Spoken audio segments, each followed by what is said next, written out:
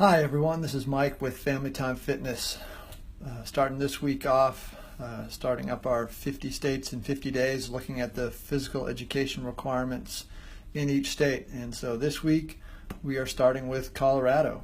And Colorado is a beautiful state, great terrain, nature, climate's great. You would think that most people are out there being physically active, moving around, and living an active lifestyle. But looking at the physical education requirements for the state and what's actually happening among school-age kids was pretty surprising to me. And so if we look at overall the number of homeschool students in the state of Colorado, there, according to the data that I found, we're looking at about 26,715 students who are homeschooled in the state of California, the state of Colorado.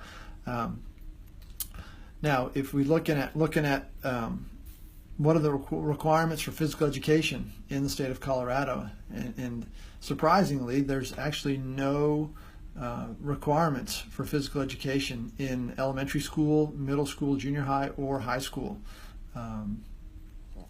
Now, the state does require elementary schools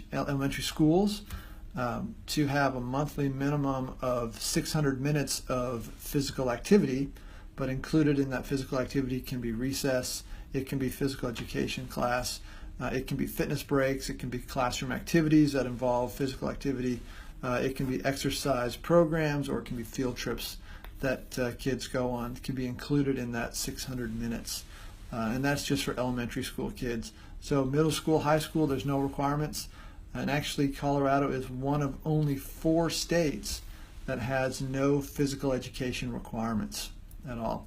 And so because of that, there's actually a group of people in Colorado that are working really hard to try to get physical education back into the curriculum, the academic curriculum, because they've seen a lot of negative consequences or negative effects that go with removing physical education from the schools. And they're actually starting to, they've seen some case studies where they've actually gone in to schools and started physical education programs, and they've seen behavior issues drop, they've seen academic success increase, they see test scores increase, which seems to be an important marker for a lot of schools. There's a group of people that are trying to get physical education brought back into the schools. And because we look at the numbers in Colorado, like I said, only it's one of 4 states that has no requirements, but only about 45% of kids aged 6 to 14 that are living in Colorado get 60 minutes of physical activity or exercise, get exercise every day. So more than half the kids are not getting enough exercise every day.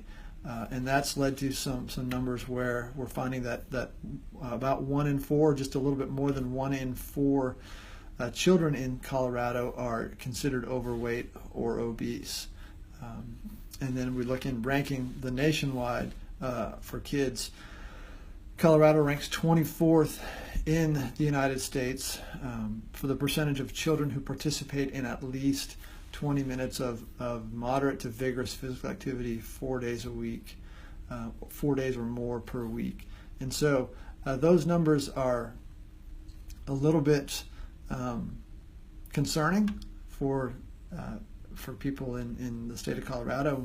And they look at the numbers, about 95% of parents want their kids to get more physical activity. They just maybe don't know how to do it, and they don't know how to get their kids involved in getting that physical activity and exercise. So again, at Family Time Fitness, we work primarily with homeschool families, but we have worked with charter schools and virtual schools, and we provide physical education programs for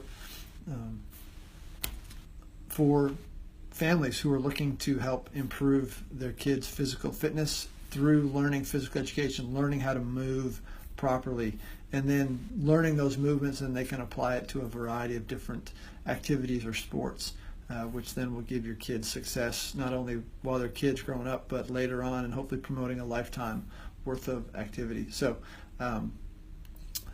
if you've found this video interesting, or you liked it, or you know people in Colorado that are homeschooling or looking for ways to improve their kids' physical education, please feel free to share this video with them.